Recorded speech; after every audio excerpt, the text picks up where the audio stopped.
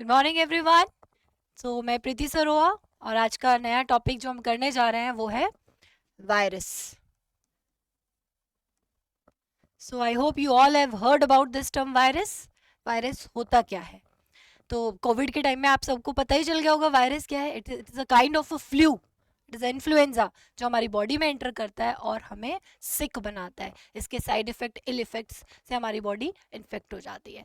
तो exactly virus है क्या, क्या इसका रोल है, आज हम वो पढ़ने जा रहे हैं।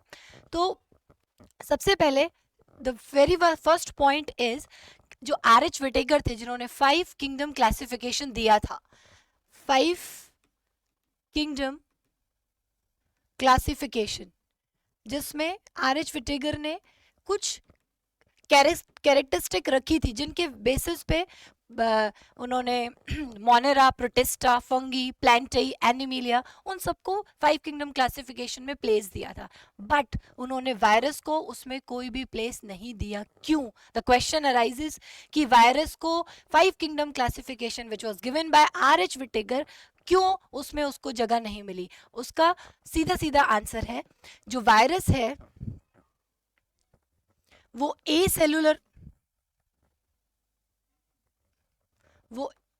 सेलुलर ऑर्गेनिज्म है, ए cellular organism, and truly and truly not truly living. It means वो ए सेलुलर है, विदाउट सेल, और ट्रूली नॉट ट्रूली लिविंग, वो लिविंग नहीं है। It has a boundary between the non living and living. मतलब क्या है boundary between non living and living? जब तक उसको कोई होस्ट नहीं मिलता।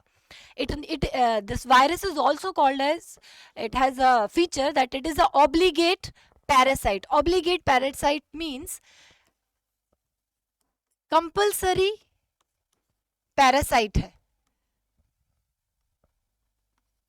कंपल्सरी पैरासाइट है। It requires a host body to enter into the world of living. मतलब जब तक वो बॉडी के बाहर है, किसी ऑर्गेनिज्म की, किसी सेल की बॉडी के बाहर है, तो वो इनर्ट क्रिस्टलाइन फॉर्म में पड़ा हुआ है। And the moment it get the body of the host, वो उस होस्ट की मशीनरी को इफेक्ट करना शुरू कर देता है। वो non living inert crystalline form से, इनर्ट क्रिस्टलाइन फॉर्म से होस्ट की मशीनरी को इफेक्ट करता है, उसके प्रोटीन को, न्यूक्लियो प्रोटीन को इफेक्ट करता है, एंड इट बिकम एक्टिव और इलनेस कॉज करना शुरू कर देता है। Next, this term was given by whom? किसने इसकी डिस्कवरी की? इसकी discovery and name was given by, the name virus was given by Louis Pasteur. Louis Pasteur ने इस नेम को दिया था वायरस, जिसका मतलब होता है वेनम, जहर। ये तो पता ही होगा, जहर जब वायरस हमारी बॉडी में जाएगा तो इफेक्ट करेगा और हमारी बॉडी सिक हो जाएगी। लेकिन लुइस पास्चर ने इसका नेम दिया, लेकिन डिस्कवरी की थी इवानोस्की ने, डीजे इवानोस्की। इनके नाम में ही रिस्की है, इन्होंने रिस्क लिया, इन्होंने डिस्कवरी करी। ऐसा तो कुछ है कि बैक्टीरिया के अलावा भी कुछ ऐसा है जो इफेक्ट कर रहा है, वो उनका एक प्रॉपर एक्सपेरिमेंट था। Let's talk about that. उससे पहले वायरस एग्जैक्टली इसके कुछ पॉइंट्स होते हैं। इट इज, मैंने आपको फर्स्ट पॉइंट बताया, it is a cellular organism and it is not truly living. It is obligate, it requires obligate, it is a obligate parasite. It means it require a host body to enter into the living world. उसके बाद आप इसका structure देख सकते हैं, हमारे जैसा ही होता है। कुछ कुछ हेड है, बॉडी है, टेल है, ठीक है, शीट होती है। ये जो मेन पार्ट है ना, head, this is the main cause which create the main cause. This head, it is a protein, it is a capsid, it is a head capsid, it consists of protein, जिसमें nucleo protein होते हैं। Nucleo protein पता है ना आपको, RNA और DNA, उसी से चलता है ये। जो मेन इन्फेक्शियस एजेंट है किसी भी वायरस का, वो उसका हेड होता है, because it consist of nucleo protein.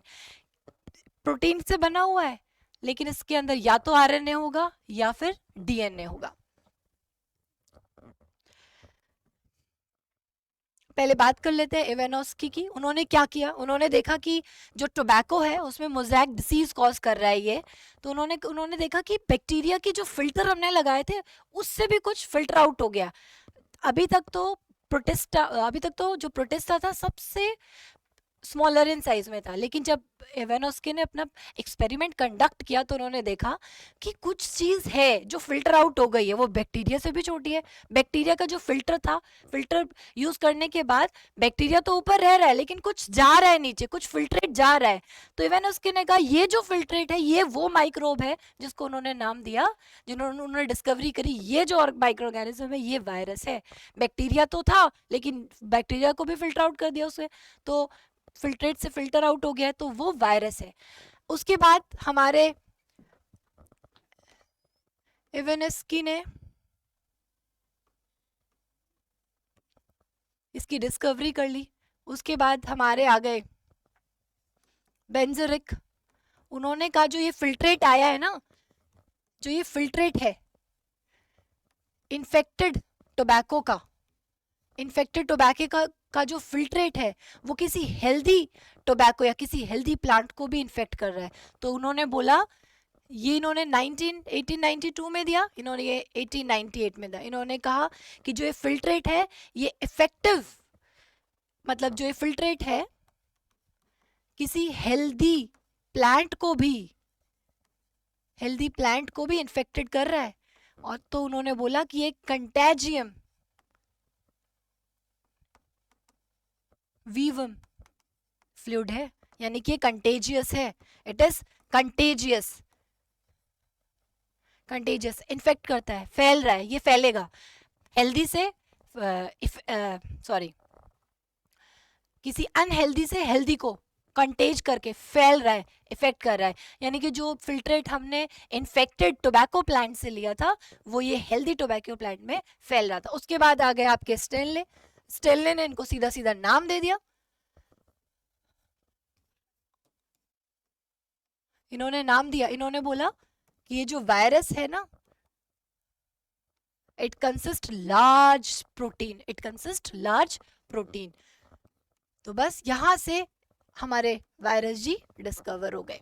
हमारे वायरस जी आगे उन्होंने बता दिया जो हेड है, जो कैप्सिड है उसके अंदर प्रोटीन भरा हुआ है, मतलब न्यूक्लियो प्रोटीन, जिसमें उसका जेनेटिक मटेरियल है वायरस का, या आरएनए होगा या डीएनए होगा। और एक बात ध्यान रखने की है, किसी भी वायरस के अंदर दोनों चीजें कभी नहीं हो सकती, ना आरएनए, या तो आरएनए होगा या फिर डीएनए होगा।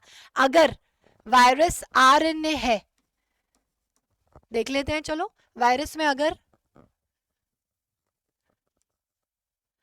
आरएनए है या फिर आपका डीएनए है, ध्यान से सुनिएगा, अगर आरएनए सिंगल स्ट्रैंडेड है तो वो प्लांट को इफेक्ट करेगा फॉर श्योर। अगर किसी वायरस में न्यूक्लियोप्रोटीन यानी कि किसी वायरस का आरएनए सिंगल स्ट्रैंडेड है तो वो प्लांट को इफेक्ट करेगा। अगर किसी वायरस का डीएनए या आरएनए सिंगल स्ट्रैंडेड या फिर सिंगल स्ट्रैंडेड डीएनए या फिर डबल स्ट्रैंडेड डीएनए है तो इसका कोई काम नहीं है, ये तीनों मिलके आपके एनिमल को इफेक्ट करेंगे। किसको इफेक्ट करेंगे? एनिमल को। लेकिन अगर कोई वायरस किसी बैक्टीरिया को इन्फेक्ट कर रहा है, अगर कोई वायरस किसी बैक्टीरिया को इन्फेक्ट कर रहा है, it means it has double standard DNA. ये इंपॉर्टेंट बात है, उसके पास डबल स्टैंडर्ड डीएनए है और उसको हम बोलते हैं बैक्टीरियोफाज वायरस। उसको हम क्या बोलते हैं? Bacteriophage virus.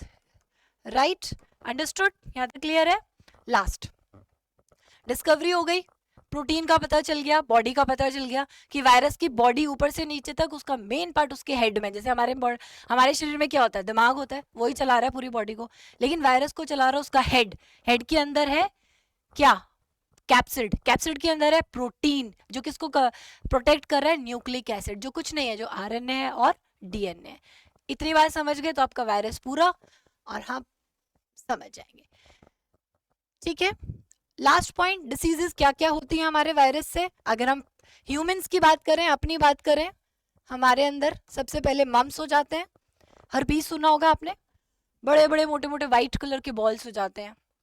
Chicken pox, influenza, आम जुकाम खांसी, वो इसी वायरस की लेन देन होती है। अब क्योंकि कोविड आ गया है तो बड़े डिफरेंट डिफरेंट टाइप्स के वायरस हैं, लेकिन मेन काम वायरस का इन्फ्लुएंजा होता है। और एक बड़ी महंगी सी बीमारी है, पता हो तो आपको, एड्स, जो कि HIV वायरस से होती है।